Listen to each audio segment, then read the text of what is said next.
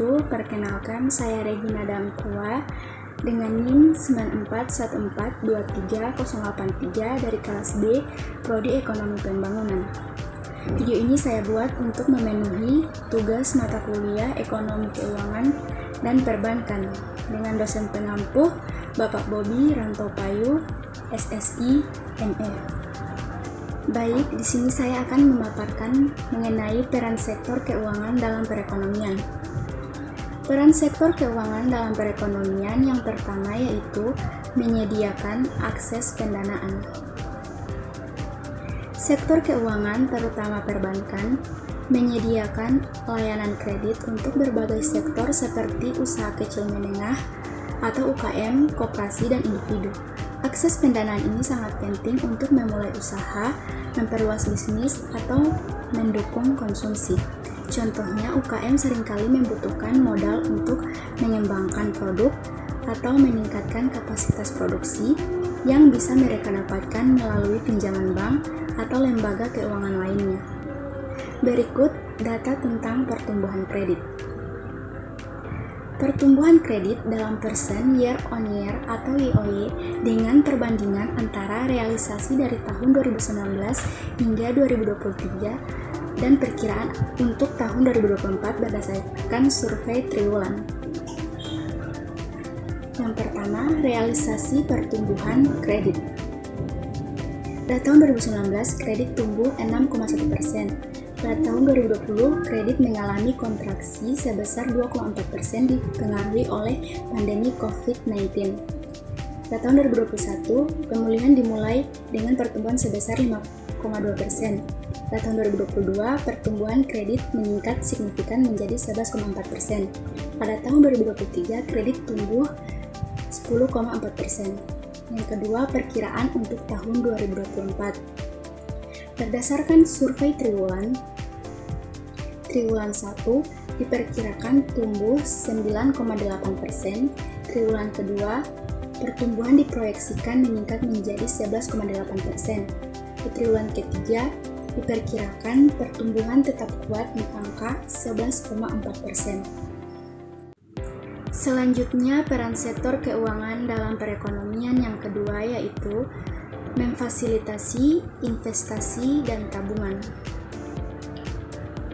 Lembaga keuangan menyediakan instrumen tabungan bagi masyarakat untuk menyimpan uangnya dengan aman serta memberikan berbagai pilihan investasi seperti deposito, saham, reksadana, dan obligasi.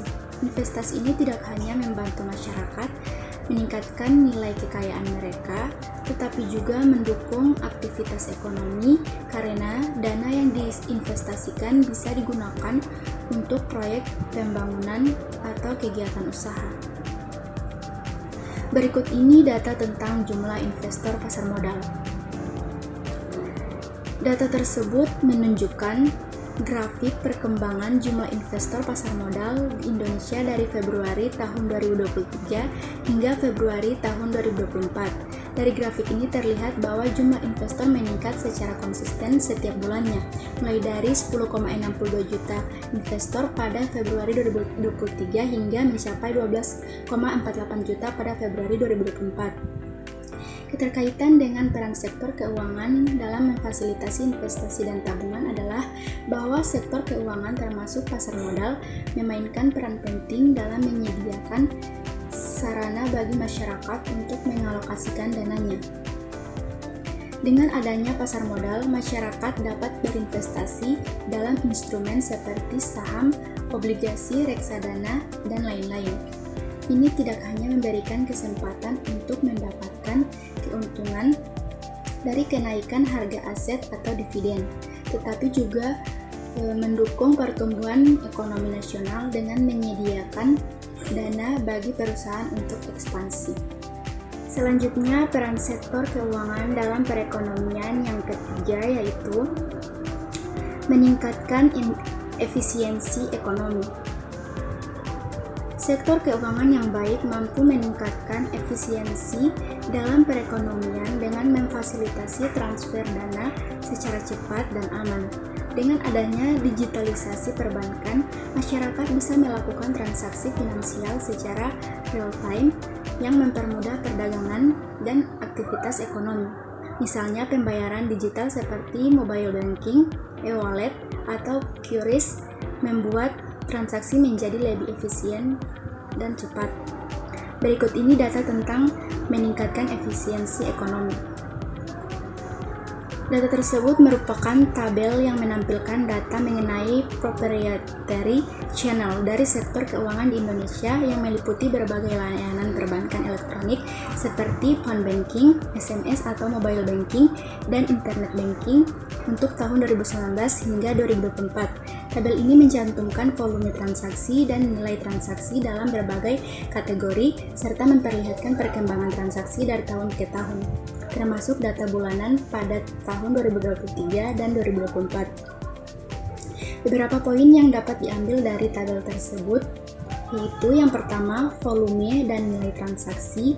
Data menunjukkan volume transaksi dalam ribuan dan nilai transaksi dalam miliaran rupiah yang memberikan gambaran tentang seberapa besar penggunaan saluran elektronik perbankan di Indonesia.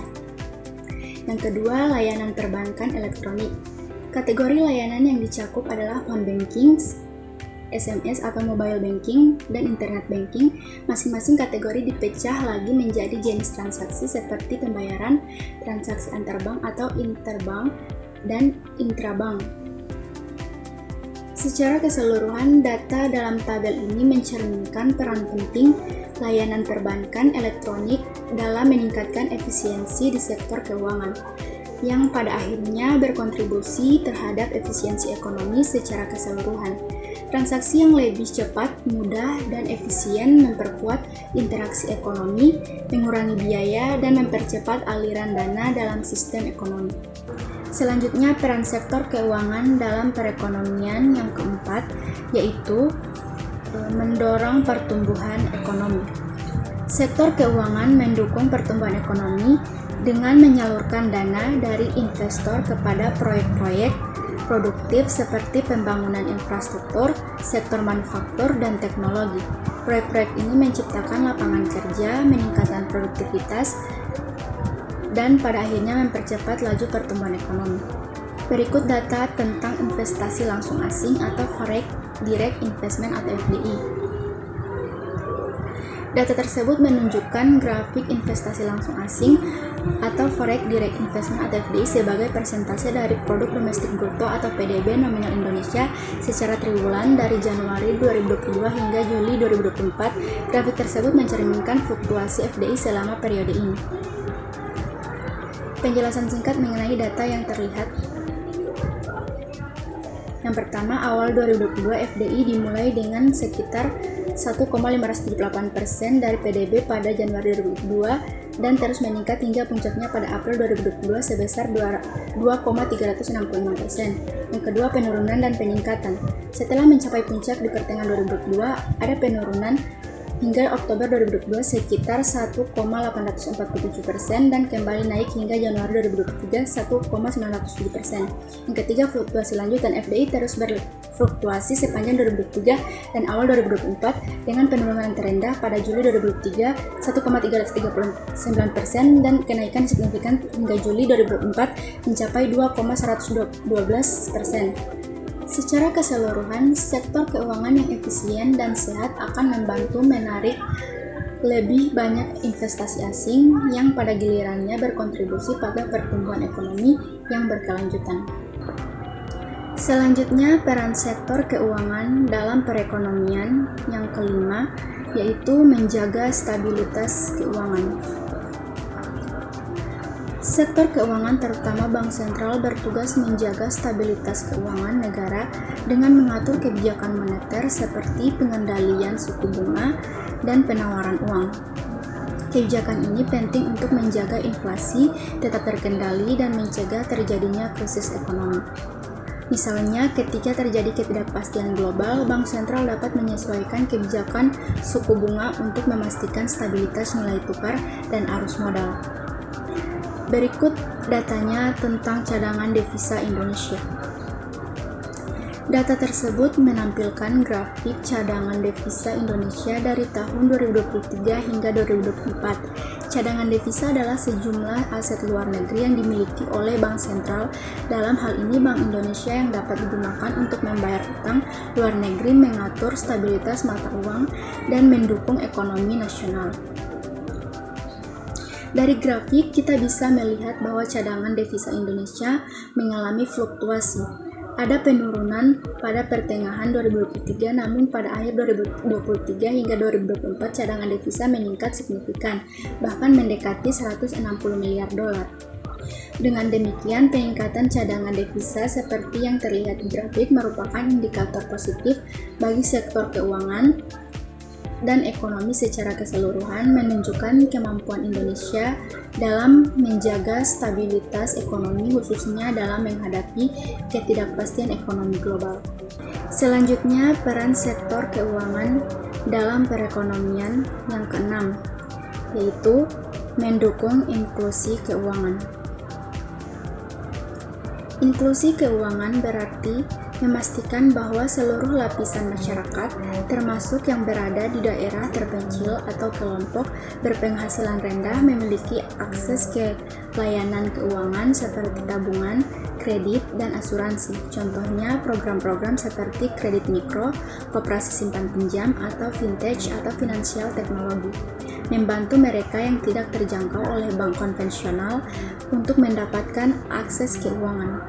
Inklusi keuangan mendorong lebih banyak partisipasi dalam ekonomi yang dapat meningkatkan kesejahteraan masyarakat secara keseluruhan.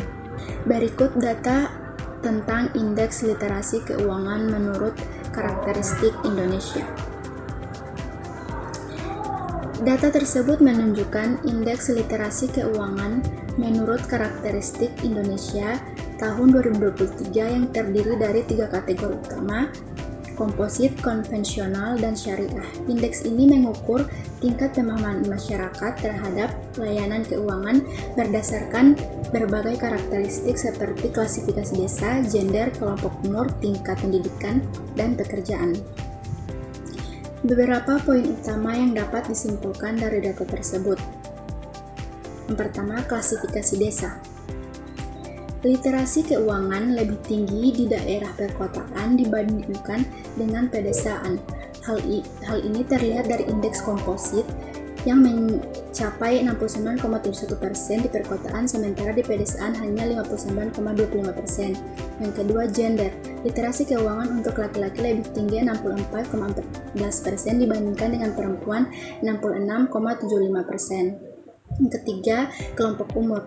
Kelompok usia 36-50 tahun memiliki literasi keuangan tertinggi 73,22%, diikuti oleh usia 26-35 tahun 70,98%. Keempat, pendidikan. Semakin tinggi tingkat pendidikan, semakin tinggi tingkat literasi keuangan.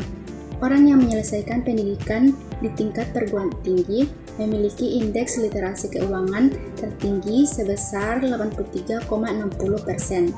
Yang kelima, pekerjaan. Mereka yang bekerja sebagai pegawai atau profesional memiliki tingkat literasi keuangan tertinggi sebesar 83,62%. Secara keseluruhan, sektor keuangan memiliki peran strategis dalam meningkatkan literasi dan inklusi keuangan melalui penyediaan produk yang mudah diakses, edukasi keuangan yang tepat sasaran, serta pemanfaatan teknologi untuk menjangkau semua lapisan masyarakat.